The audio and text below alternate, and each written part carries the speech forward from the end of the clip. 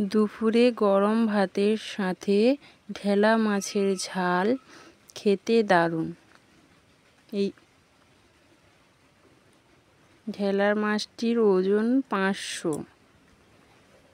ভালো করে কেটে পরিষ্কার করে নিয়েছি। লবণ, হলুদের গুঁড়ো দিয়ে ভালো করে কিছুক্ষণ মাখিয়ে রেখে দেব। কড়া গরম হয়ে গেছে, তেল দিয়ে দেব। সাদা তেলে রান্না করব। মাছ দিয়ে দেব, ভালো করে ভেজে নেব।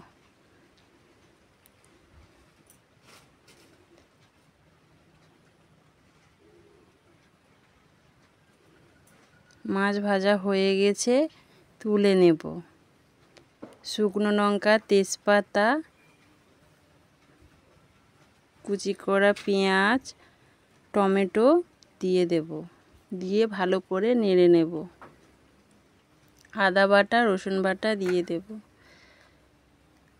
জলে গুলিয়ে রাখা হলুদের গুঁড়ো, লঙ্কার গুঁড়ো, জিরে গুঁড়ো, মৌরি গুঁড়ো, ধনে গুঁড়ো দিয়ে ভালো করে নেড়ে নেব।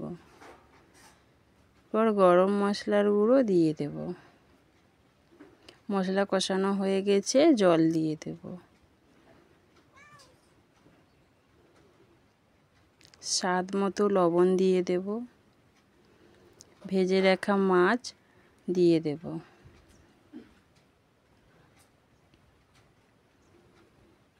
ঝোল ভালো করে ফুটিয়ে গেলে নামিয়ে নেব।